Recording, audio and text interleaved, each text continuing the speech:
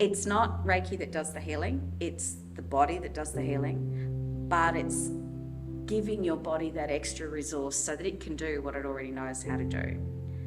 I'm Sulag Harris, and I'm a Reiki practitioner and master teacher with the Asui Reiki Network Australia and International. If anybody had asked me that I would become a Reiki teacher, I would have said absolutely not, but that's where I am today. Reiki, in terms of what does it actually mean, it's two words in Japanese. Rei, which means a heavenly energy or spiritual energy, but it also involves the energy that is simply around us. And ki, which means the energy that's already in a person. Reiki is a hands-on modality which provides an energy resource for the body, and the body can put that towards healing. So Reiki in essence is a one-way flow. The attunement process, which is a ceremonial process that we use to heighten awareness of the energy and to create, if you like, a connection with this energy, is it will come down through the crown of the head and it flows through you, and then it flows out through your hands.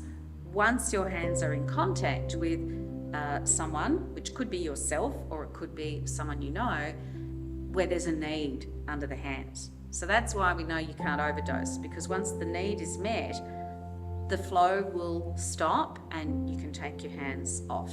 You don't deplete yourself, it's the Reiki energy that's going through, and it's not your own personal energy that is being passed on to somebody else. I'm astonished at what I've seen Reiki do for many people. I'd had cervical cancer, which left scar tissue and prevented me from having children. After I did Reiki, that scar tissue disappeared, which it's not supposed to do. And my doctor said to me, well, now you've got a choice. If you want to have children, you better do it now because you're getting old. I had my first son just before I turned 40 and my second just before I turned 42, and they are amazing, healthy, wonderful young men now. We feel it as if it's a warm, enveloping, loving hug, and it's holistic. So it's not just physical health, although that often responds first, but it can be mental, emotional, spiritual as well. It's not a religion. Mikao Usui created this system in such a way that it's accessible to anyone, regardless of what their belief system is. Do I think you need to be spiritual to do Reiki? No. So I don't think you have to have any real spiritual concept or background in order to do Reiki. I feel that it's always positive. I don't feel that it can ever be negative or used for negative purposes. I've never known anyone to be hurt in any way using Reiki.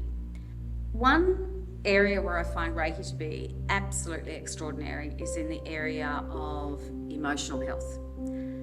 So it's not just physical. A lot of people talk about physical, but I find as a way to reduce stress, to really, really be able to chill and relax and not end up being triggered by certain situations or people.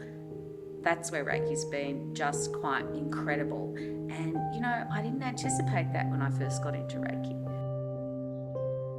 People have gone out and done various courses that are labelled Reiki that are not necessarily Reiki as I understand it. Over the years, things have become a bit distorted for some teachings. Things like chakras, for example, they come from the Indian understanding of energy, not the Japanese understanding. So to me, that's not correct. Its origin is from Japan. And I think that's why there's been a bit of confusion amongst people who are looking for courses in Reiki. Do your research if you want to do Reiki.